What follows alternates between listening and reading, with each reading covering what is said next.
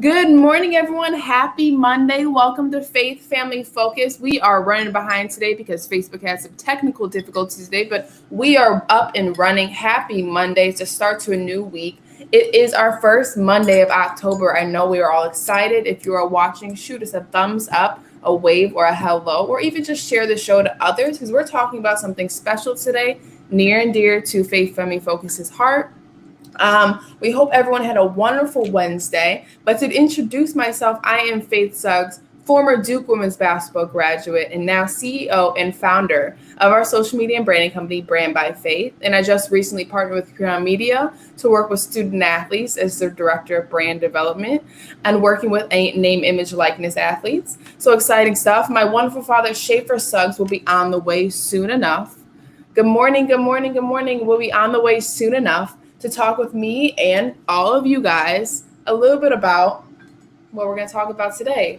But my father is a former NFL player with the New York Jets and the Cincinnati Bengals and has served on the executive board with the NFL Foreign Players of Chicago, also known as the Retired Professional Favorite Players of Chicago, the RPFPC.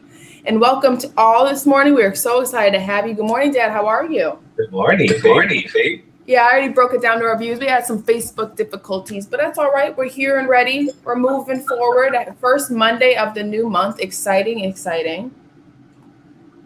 I shared this quick little clip on the huddle on Friday, but just for our viewers who are big into Halloween, here's our quick little Halloween.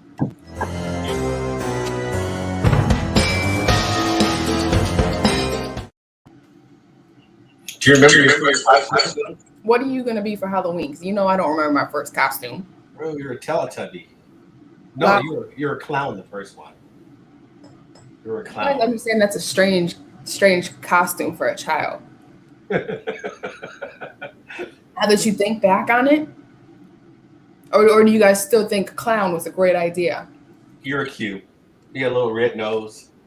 Happy October all. Well, it's exciting stuff. We're excited. If you guys have picked out your costumes, let us know. If you have some cute grandkids or kids, let us know. We definitely did Halloween pretty big.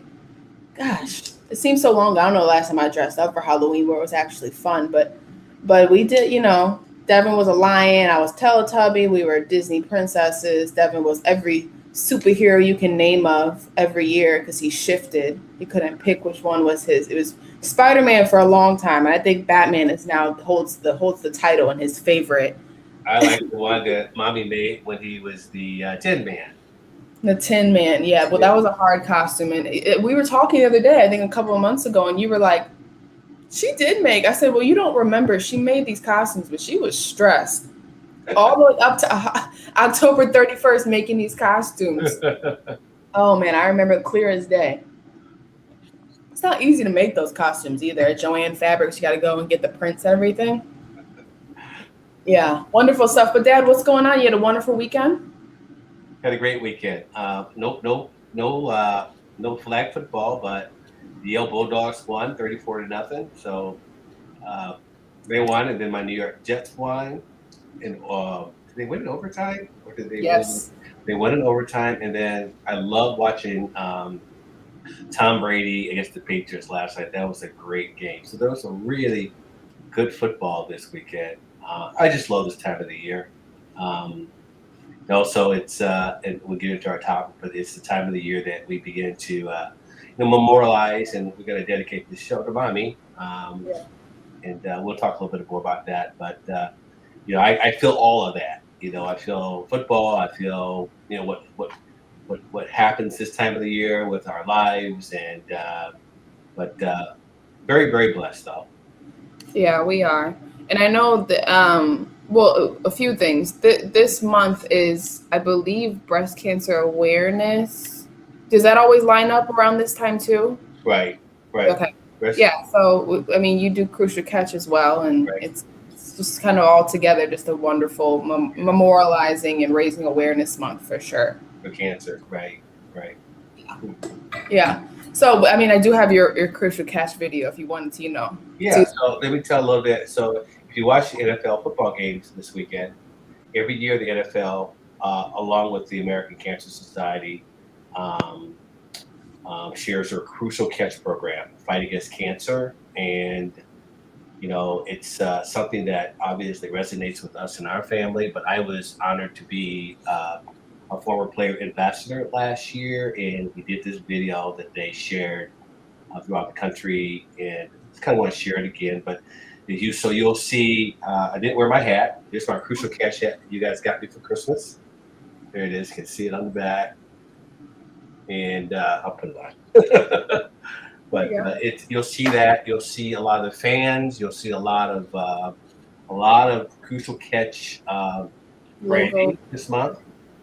So it's very, very special, and it's great that the National Football League does this every year. So go ahead and share our Crucial Catch video. Yep. Hopefully, you did a great job as well. All right, can we see? Yes. All right. Hello, my name is Suggs, former National Football League player with the New York Jets. I am so proud and honored to be an ambassador with the NFL's Crucial Catch program in alliance with the American Cancer Society. It takes all of us. It takes all of us to fight cancer. We want to encourage families, fans, and friends to get regular screenings and schedule their yearly doctor's checkup. As you well know, October is Cancer Awareness Month, and the Crucial Catch program in the National Football League Players Association, we are going to intercept cancer. Again, it takes all of us to fight cancer. One's fight against cancer is never just one's fight. God bless you, and may God continue his healing grace against cancer. Nice, Dad. Regular superstar. Thumbs up to all who watched it and enjoyed it. Yeah, that was nice. It's like you were like Edmund Marinero, our former guest. You got some acting tips from Ed. Again, it's a special. It was a special cause, and we continue to fight this battle, as you know, and how much it's impacted not only our family, but it impacts families. And I encourage a yearly screening for everyone: skin cancer, breast cancer, all cancer. Just continue to stay in front of it. That's all. Yeah, I think I agree with you completely, and I think that we have so much awareness surrounding this disease, and it affects, I think, every single person on this planet at least once in some sort of way. So I think we all have visibility to it. I think we all have some sort of connection to it. We are trying to get closer and closer to figuring it out and understanding it, just like we are with COVID, right? So I think that we're getting there. We're getting closer. We're raising awareness. We're touching everyone. And I watched a wonderful commercial yesterday. The NFL does a great job, like you said, raising awareness for organizations, but mostly St. Jude, helping young kids in their fight against cancer. And that's one of my favorite ones. And I also spend a lot of time at Ronald McDonald House. So, when it comes to cancer, and obviously with our family, we're directly affected, but I think everybody's affected. So I think it's a wonderful, wonderful month to raise awareness and just find a way to get involved this month in some sort of way, whether it's donating money, volunteering, or even just figuring out what families need, similar to kind of how the Ronald McDonald does their housing for patients' families.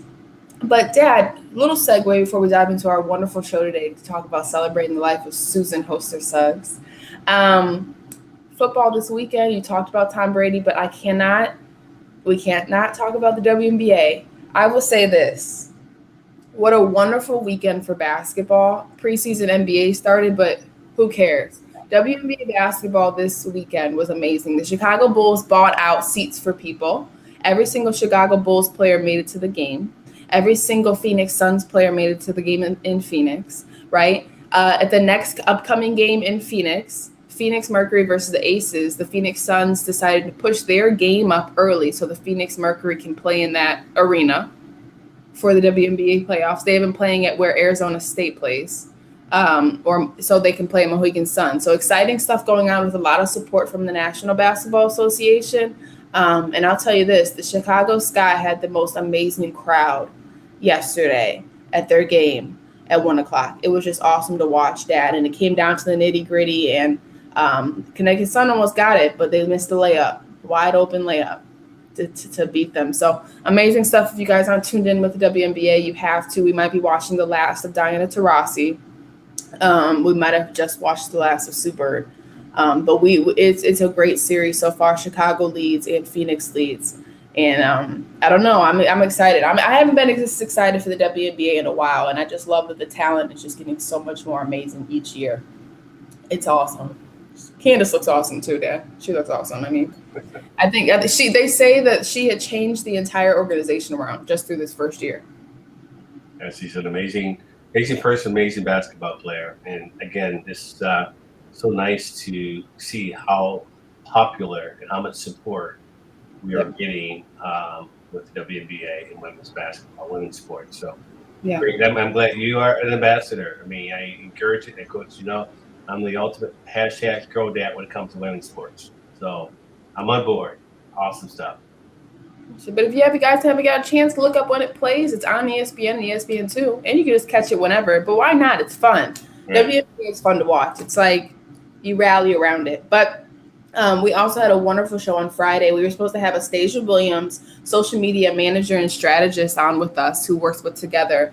But due to all the stuff that happened last week with the NWSL and the accusations amongst the league with sexual misconduct, her boss actually is Alex Morgan, Sue Bird, and other great women athletes. And so she had to step away, solve a social media emergency. So we'll see Astasia on Friday. Maybe she can give us a rundown, maybe the inside scoop on all that. You guys do not want to miss it on Friday. But we definitely had an awesome show talking about women's sports, equality. We talked about imposter syndrome amongst college athletes and figuring our way through rooms that were maybe not comfortable in. So it was an amazing story. And Dad, you stepped in and were wonderful.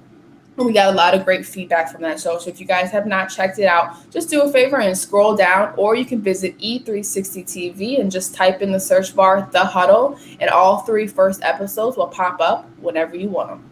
So as we dive into the show a little bit, Dad, today, we just want to remind our viewers that today we're going to take time, as this time of month, of course, it's National Breast Cancer and Cancer Month.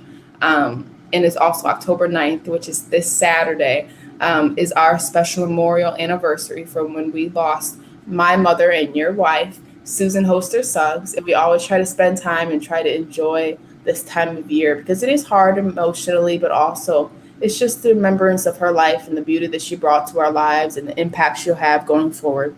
So we wanted to take the time today and dive into an episode to celebrate her life, and also try to maybe use our story and our experiences to help others through their own memorializations and their own impacts of losing someone, or even just, losing any sort of love. It doesn't have to be a mother or a wife. It could be a grandmother. It could be whoever it is, right? Just learning how to move forward. And I think that we're a great example as a family on how we do that, Dad, while keeping her spirit very much alive. So why don't you go ahead and dive a little bit into of what we're going to talk about today. And I'm going to bring up that one picture soon. I'm trying to get on the thing of us at the tree.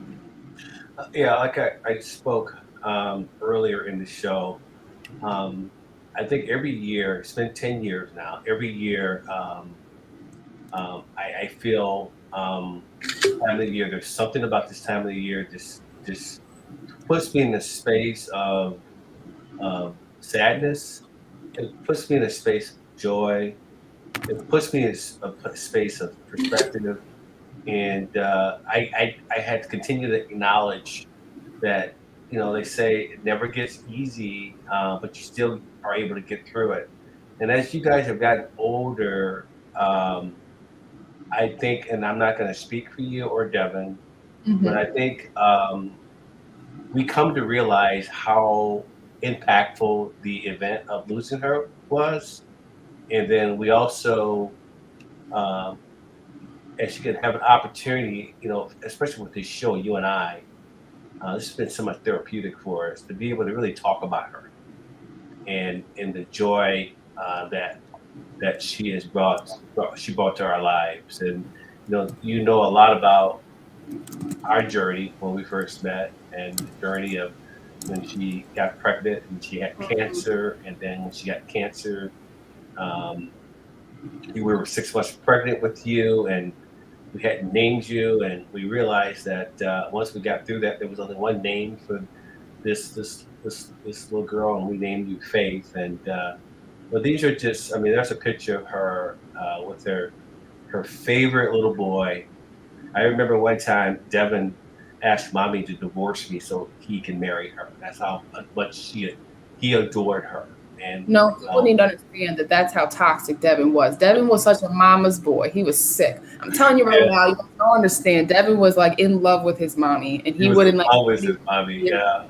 He wouldn't let anybody else be mommy's boy. Yeah, and this was a proud moment because this was really actually your graduation from middle school, and there you're almost 5'10" right there. I think you're in flats, but no people realize mommy was 5'9", so that was their height. It was apparent that both my kids are going to be tall, but that is a beautiful picture.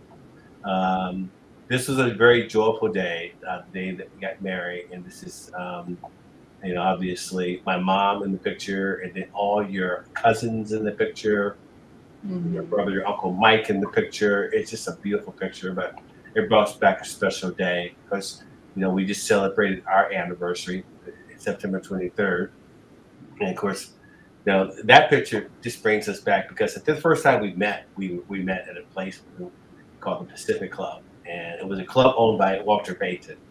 And we danced, and I was amazed by how good she could dance.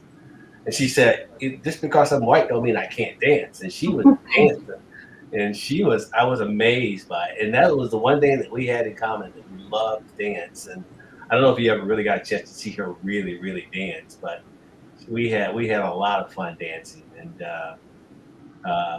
that was great because again, I remember the place that was right off of Bolingbrook, right off of I-55, where you guys, she wanted to take Devin ice skating. But that's an amazing picture there too. Tell me a little about that picture. Do you remember that? Well, I don't know if that was our first or second trip to Disney World. But if you guys all can tell, we're matchy for some reason all the time. Every day of that trip, we were matchy. And I don't know if it's so you guys didn't lose us, or if it was just because you guys decided to just be, extra. I think it was a little bit of both. We like the coordinate, like the match, but we are not exactly, but we're definitely uniformed. I tell you that. But that was an amazing picture. I remember the first time you went to Disney, and Goofy walked up behind you, and you turned around. He was standing there. You could see his belt buckle, and the look on your face was just priceless. Priceless. Do you remember that? I mean, not really, but yes. And then here's this one. Yeah. And so that was actually, see how much joy she has in her face. She's still smiling, but she actually passed away the following day. But just has, just has so much life in her. Even during those days, she was able to share so much with us. And the Friday night before she passed away, spending an hour with the three of us, the four of us, and telling us how life is going to be, and where we needed to be, and what she really wanted from us. And she also made the statement that I would not touch your hair. But I just wanted to, I think you shared those because we talk a lot about, we will talk a little bit about, and you shared this yesterday, that we're sharing our story with hopes that our experiences will help other viewers. But I wanted just to spend a little bit of time about celebrate who she was. She was an amazing woman. Think about having some people that work for her, like Deb Chase, Chris Martin, the people that work with her. She was the executive director for the Bolingbrook Park District. She was one of very few women in her field in Illinois that was at that position.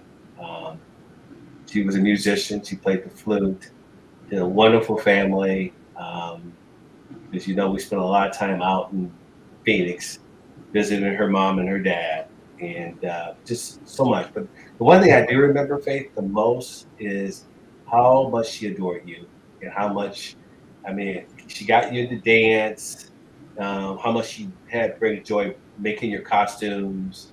I remember when she come to realization when we went to Tennessee, I think for the first time, you had all those letters in your room waiting for you, and she walked out and goes, "You mean that she she actually is good enough to get a free education?" She came to the realization that how good you were. Because I remember there were some times when you were playing with the flash and you were still running kind of awkward. And you're still trying to find your way a little bit. And all of a sudden, it just turned. And I think it was right between, and she recognized between maybe the flash and the Lady Jets where you began to start coming into your own. But she was just so dang proud of you. And I know that she is watching down, smiling, as we continue to celebrate her life, 10th anniversary, Mm-hmm. I just wanted to just share this with the viewers that her spirit's still alive in our family, and we continue to grow. I continue to grow in her loss, in her life, in her spirit, and this is what's inspired this show for us, that we can continue to navigate life afterwards, and we continue to navigate life afterwards. Yeah. Yeah. And just how we navigated it, how we figured it out. We didn't know what we were doing for half of it, but we figured it out. And I think a lot of it is we get, endless amounts of questions. And I think that I had a great show with Nolan Smith 2 Fridays ago, talking about his experience of losing his father, Derek, early on, just similar to how around Devin's age, actually. And when you go through a process like that, you're very much secluded from a lot of the population on this earth who don't learn, that experience just yet. And an experience that at such a young age for kids is influential on their lives, right? And I think that as a family, the three of us, we definitely had to figure out, what works for us and what doesn't work. And I think that is while we're working out what's working for us, we also had to figure out what was working for ourselves personally. And that was a big thing, right? As I look back on it, each year we could have did something better. We could have done something different. We could have did this. We could have did that. We did something great, right? And I think that as we're nearing the 10 years, I find it so funny to see just how we've grown and just evolved and our communication styles and who we are all individually as people is just so beautifully different. And it's very much impacted by this experience and just losing her, but also like us keeping all the morals and us keeping all like the lessons alive kind of throughout those 10 years to try to stay connected to her. And I think that's a big thing a lot of families do. And I think that's something I'm glad we did very well.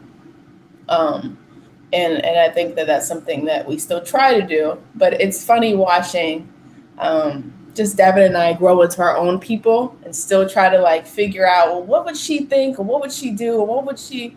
And it's just something that as you get older, you start to realize that no matter what, that event will always impact who you are and every decision you make. And that's maybe a beautiful grace note to it, because you have some sort of guidance. Whether it's good or bad guidance, you have guidance and just through an experience for sure, Yeah. But yeah, so we always talk about this, and since we're already almost halfway through the show, we have a wonderful opportunity to talk about all the lessons we've learned and great experiences. I want to give people a little bit of an expert though into the tree, and one thing you decided to do to memorialize her annually, but also just to have something there for us to always come back to no matter what time of year, right, to visit. Why don't you talk to us a little bit about that tree that you did highlight a little bit about my name, but what we do as a family and what we've done and what we have forever now because of that tree. Yeah, during the time when she was pregnant with you, we hadn't really named you, and she was going through, the realization that she had cancer, and after the surgery, we got through it. It was a very difficult surgery because they had to put 2 locals on her because she was 6 months pregnant. And during the surgery, she went through contractions, and it was very serious. And I was just paralyzed by the thought of losing both of you. And But with the grace of God, the doctor came out and said that we were able to aggressively remove the cancer. And um, I remember how faithful and how much spirit your mom had. And after that, it was sort of a reprieve, but we really began to get into um, uh, not that we were very faithful, but just really being grateful. And we ended up driving out to Morton Arboretum in Lyle, and we were just walking through there, and we found this big, huge, beautiful tree, and we sit up under that tree, and we realized that we had really we had so many different names for you. It was Brianne, it was Grace, it was all of those different things. But she said there was only one name for you, and we came up with your name, Faith. And uh, when we started to celebrate her life early on, I wanted to go back, and we could never find that tree, because if anybody knows anything about Morton Arboretum, Huge. there's a million trees there, and I remember the first couple years we would drive. I don't know if you remember this. We would drive forever because this tree is very distinct. When you see it, you know it, right? We could never find that tree. I don't think we found that tree for like the first 5 or 6 years. Yeah, it was the tree there was no tree. You guys got to the point where you didn't believe that there was a tree. No, but also because we were in there for an hour. It was like going through Central Park. You can't find anything in there. Yeah, but it was beautiful. But we did although we didn't find a tree, we still had some special moments there, right? Walk around, and I remember the one time, one of my great moments where you guys look at me like, "Oh my God, Dad!" I asked the lady, "We're looking for a tree." Yeah, that's what she said. It's a very big tree, right? And then I think maybe 4 years ago, we found the tree. And when you saw the tree, you know it was the tree because it's the only tree in that area, right? And that's what I remember most about it. And we finally found it, and we decided that we would spend a day with that tree. And then there's the tree. That's the two of you under that tree. It's a very big tree. As you can see, Devin's Yeah. Now, see, I would say Devin is what? He was sophomore, junior in high school, sophomore. Yeah. So that beautiful tree, we actually found it, and so part of that day of celebrating her life, when we were able to do it, was spend time at Morton Arboretum, and then the first part of that is the Boulevard Park District, just like they did for my dad, just like they did for Grandma Holster and Grandpa Holster. They planted a memorial tree in Hidden Lakes Park. And that is the first place that we actually go. And what's really special about that tree is that tree is right next to Mom's tree.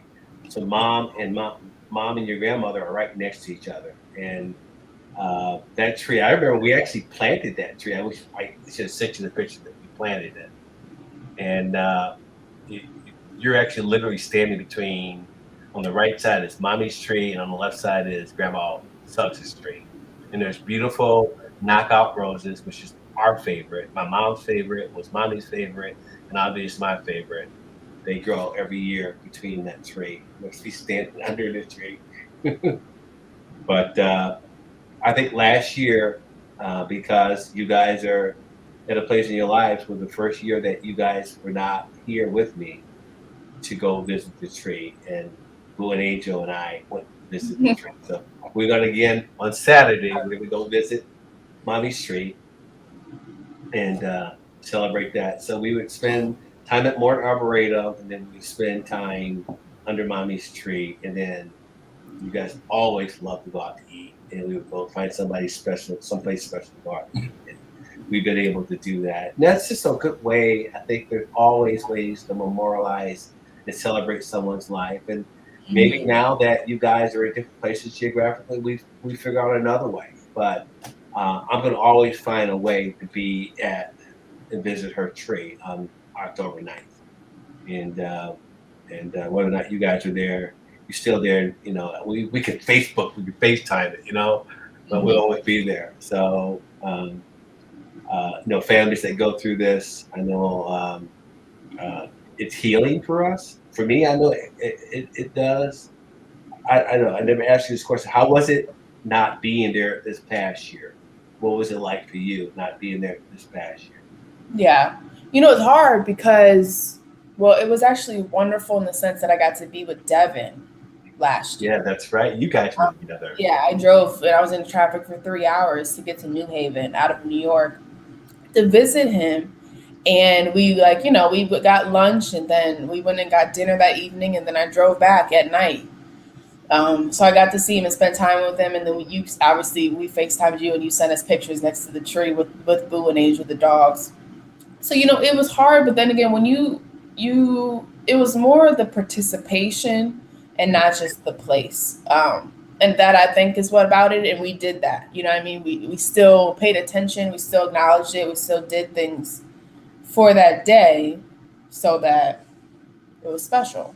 And I think that's kind of what the day was all about. It was bigger than the tree. It was bigger than, you know, the roses and going to the trees. It was very much the fact that we got to spend time with one another. And I think that was the biggest thing is that we still some sort of way communicated and connected on that day. And that's like, for me, is what the whole purpose is. Because we talk every day, but when you connect on those days, when you connect on September 23rd and you connect on April 14th, it's different, which is her birthday and then your anniversary. It's just different than any other day. And so, yeah, I mean, it was different not having the simple routine that we always did, which go try to find that dang tree. But it was wonderful that we got to still connect, and I got to see Devin. And then this year I'll be in Dallas, so I'll get to see Mom's April 14th twin, your niece, Jessica. So it's kind of like a wonderful, but the fact that we can still connect and still, you know, reach out to one another and just enjoy that day through each other, I think that's what what made it great. And I think it was a fun one last year because I got to see Devin in his own element now as well. Right. You know, I never asked you about this. Mom's ashes are in a few different beautiful places. Yeah. Do you remember the Hawaii trip? What do you remember most about that? And you want to talk a little bit about that trip and what the significance of it was? Yeah. So Mom was cremated for those of you who don't know, and because those two, her and him, that's what they want to do. And so if you ever get to talking with him, you'll laugh and hear why. But it's wonderful because we got to do the road to Hana in Maui. And if you've done the road to Hana, it takes 2 hours up and 2 hours down.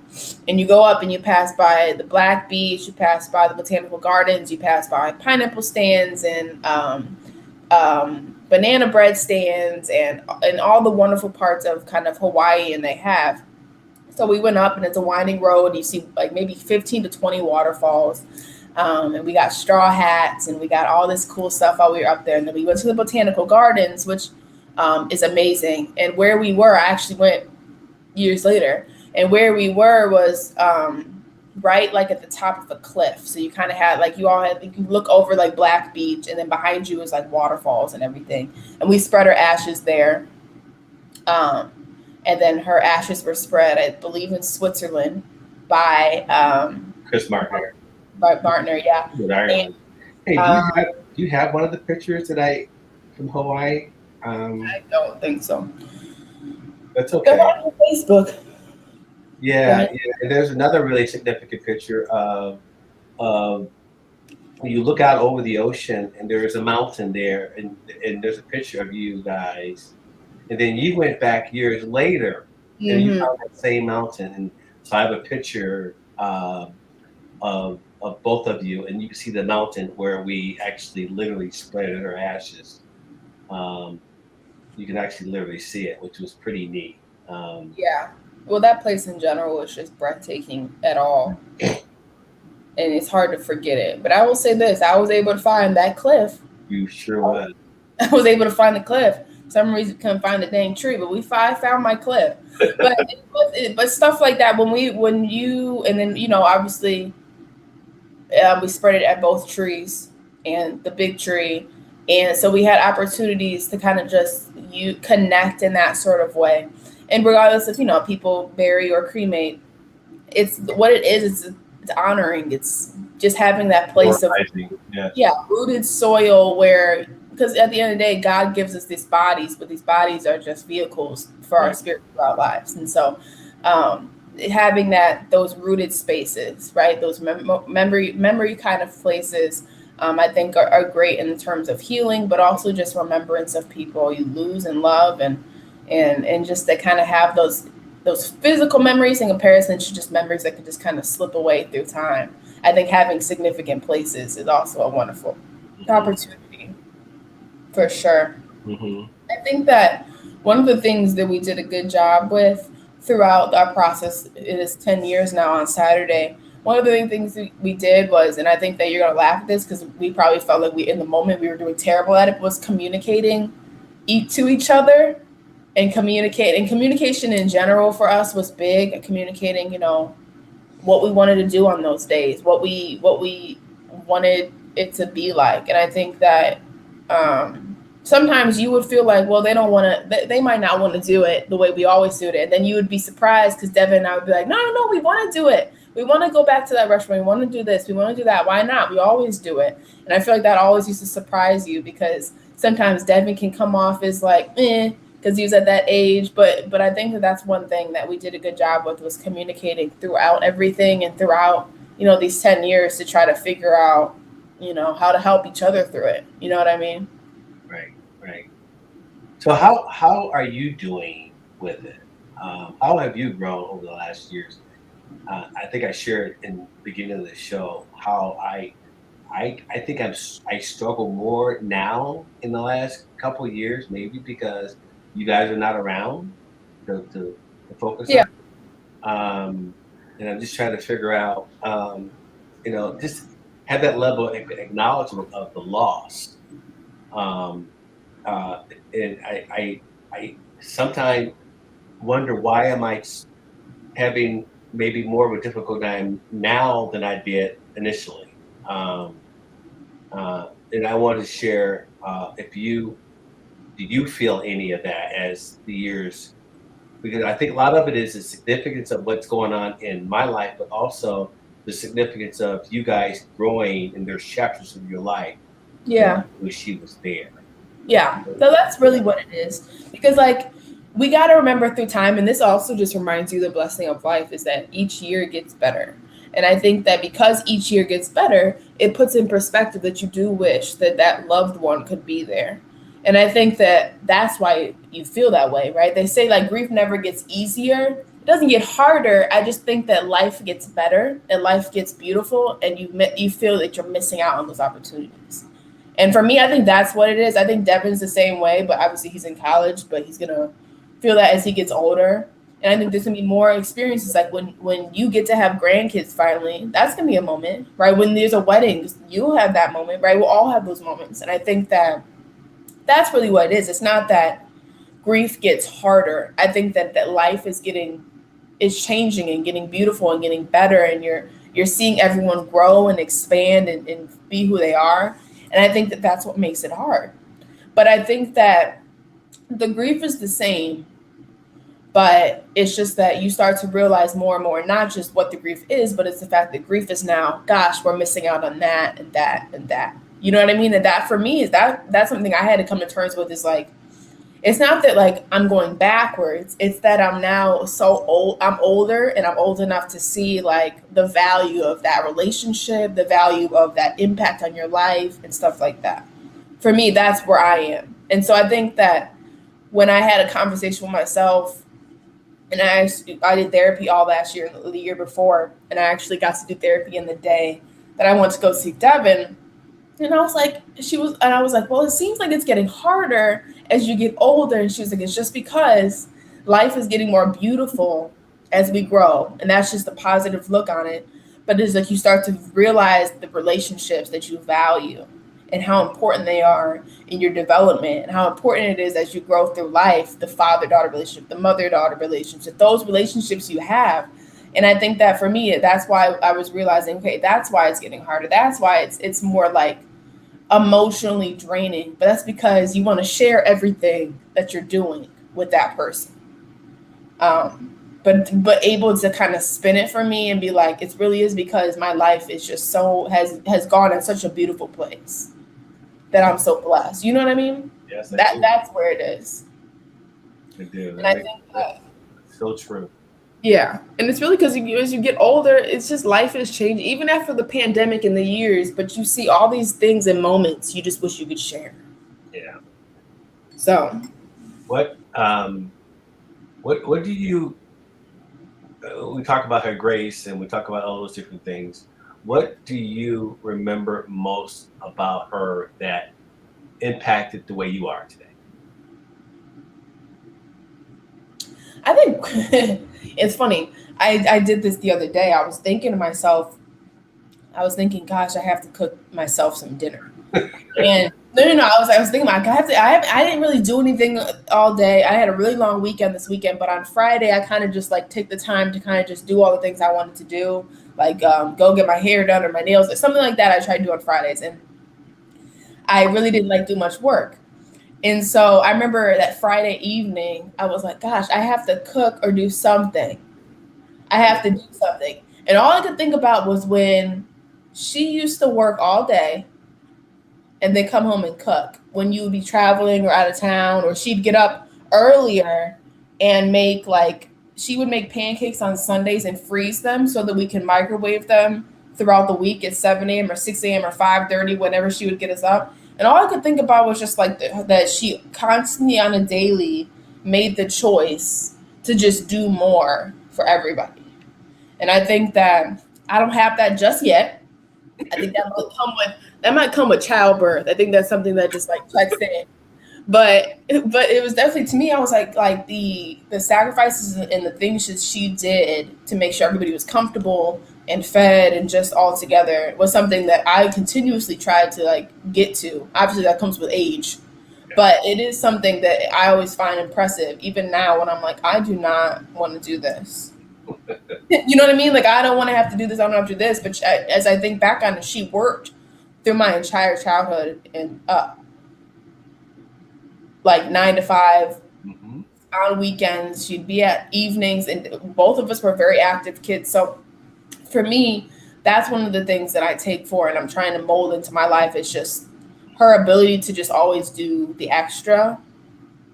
And even though she would show that she was frustrated, anybody who knows her, like, you would see frustration. She was a big outward frustrating person. Like, she would speak out loud, like, about what she was frustrated about, or she would just put a bunch of words together.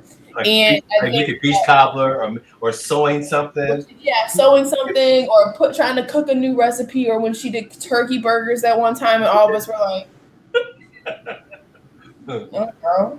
But I think that's one of the biggest things is that she always took time or tried to do more. Like, she used to run. She got to a point where she was running 4 to 6 miles on that treadmill downstairs, staring at a brick wall.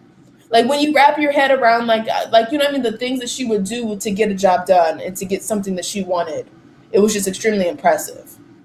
And I think that, I mean, that's probably just her as a person, and it says a lot to like what she achieved in her life, but also very much on like how she was raised. She had to work her way through college. She had to pay for everything. You guys paid for your wedding. You guys did all that. And so I think that was a big thing on who she was. She was a grinder. She was blue collar. And I think that was very much something I try to implement or like figure out how to like get better and better and better, to always just do the extra to get where you need to go. I think that's one of the biggest things as I get older, and I'm starting to see now I'm balancing more.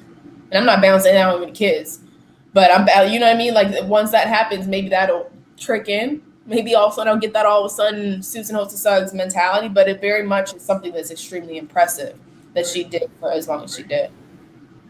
And thanks for sharing that. That was really, really nice to hear.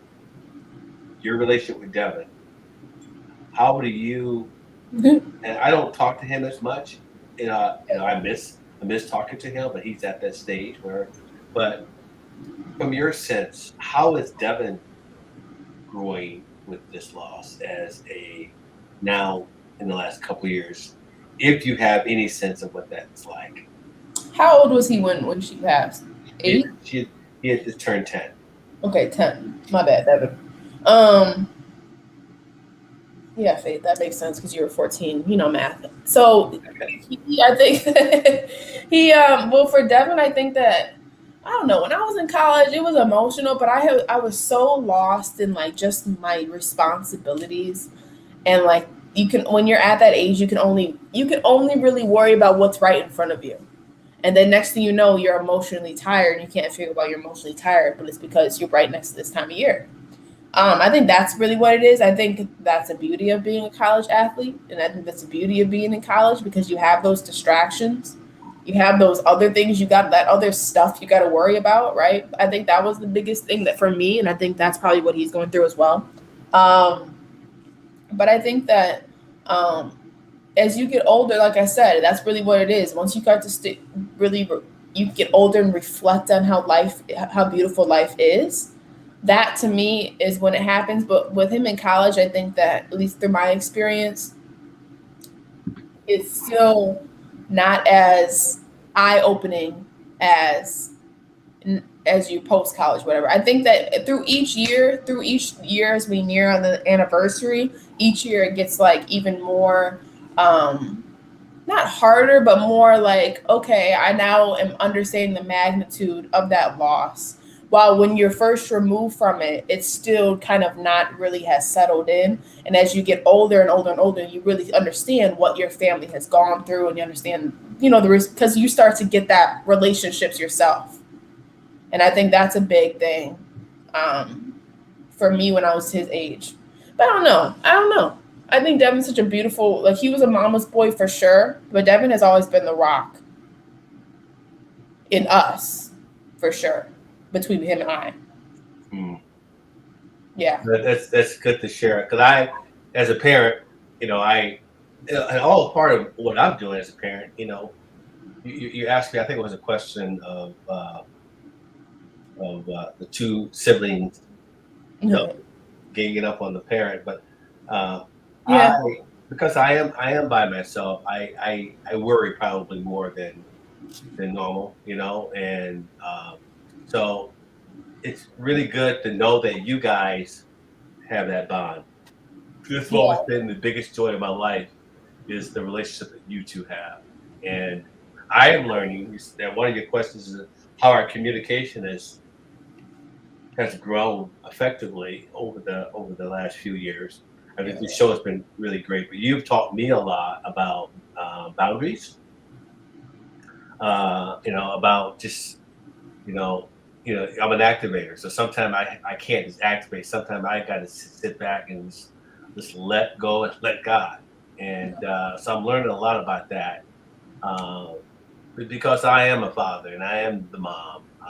I do worry about everything, and my mom used to tell me that you just wait till you have kids, and I know exactly what she's talking about right now. Yeah. It's just something that we do, and it's hard. But then it gets back to one of the things that, is just letting go, letting God, letting go, letting faith, this letting go. And I got to continue to work on that. And you talk about my recovery. After 35 years of recovery, one of the things I learned how to do was how I would not have been able to get through any of that without my recovery, without me having those tools Yeah. of dealing with that. People say, well, but it must have been really hard going through that stuff. And that one time did I think about relapsing emotionally or actually physically relapsing into that stinky thinking. And with the grace of God, I had that toolbox of God, spiritual, friends, fellowship, Yeah. having the ability to be able to share my emotions, which I still struggle with sometimes. Because sometimes I instinctively, sometimes just try to deal with things on my own. It's Yeah. comfortable. Another question you said, did we let people in? I really struggle with letting people in our life, Yeah. in our path. I don't know if you saw that, but No, how do you sense how that happened? well, Devin and I both agree, and we still joke on it today. That's just kind of who you became in comparison to like how social butterfly you were, and you still are a social butterfly. There's no question about that. But in how you were very suddenly, and I think we talked about this a little bit more, is you were a lot more selective on who you brought into our lives because Actually, I have no idea why, but I think it's because, when you go through something like that, not only do you guys get closer, but a lot of families get like closed off to people, and not because they don't want to communicate or be around people, but because, not everyone can understand. And sometimes you just avoid situations because they're just uncomfortable in general. And some people are uncomfortable. And some people just don't get it. And I think that when you have those type of traumatic experiences or you go through stuff like that with people, you do bind together in a bunker mentality. And you have to like try to prevent other people from hurting you or coming in, or even just like you start to see people for how she would see people, which is, okay, you're a load of BS. You don't have time. You know what I mean? You suddenly get a lot more snippy with what you allow and what you don't allow. And I think that was one of the biggest things that kind of came about from that. But we definitely have visibility to it, and we still joke with each other about that because you were a lot more cutthroat than you were when we were growing up, for sure. Yeah, I was very protective. A lot of people wanted to get in certain lanes, and I was, and the part of my growing is having that level of vulnerability. But I did feel like I needed to be vulnerable when it comes to my kids. Right. At a particular time in my life. And, I think probably as I've grown in myself, and it's called trust. I saw that you guys were doing okay. Yeah. Obviously there's a lot of things I would have done differently, financially, geographically, a lot of things. If I look back on it, I did, but everything that I did was God's plan, and everything I did is why we are here, where we are today. And I have to just be very grateful for where we are today, because as you well know, a lot of people don't end up. You guys could have went a different direction. Okay, we could have fell apart. And there's a lot of things that could have happened. Thank God we had each other, and we, although we kept a lot of people abreast, we had a lot of beautiful people in our lives that really helped us. Yeah, no, I agree with you completely. But no, wonderful conversation and wonderful week coming up. Wonderful time of year, of course. October 9th will be the Memorial Day. We will share it with everyone. Dad will Facebook it, but a wonderful experience for us, and I'm glad we can have this conversation. Thank you for joining us, you guys. It's on Monday morning. We try to have vulnerable conversations, just honest conversations and inside looks into what we talk about, because at the end of the day, that's what the show is all about. Thank you to Amazon Fire, YouTube, Facebook, Roku, and Apple TV, and most importantly, our key platform out of Phoenix, Arizona, E360 TV, like you guys always know. Again, this is Faith Family Focus, where we use our faith as a vehicle to help heal and sustain others on their path to strengthen their own family core. And of course, our slogan, which is on these mugs: let go, let God, let go, let faith, and let go, let love. Everyone have a wonderful Monday and a great first full week of October.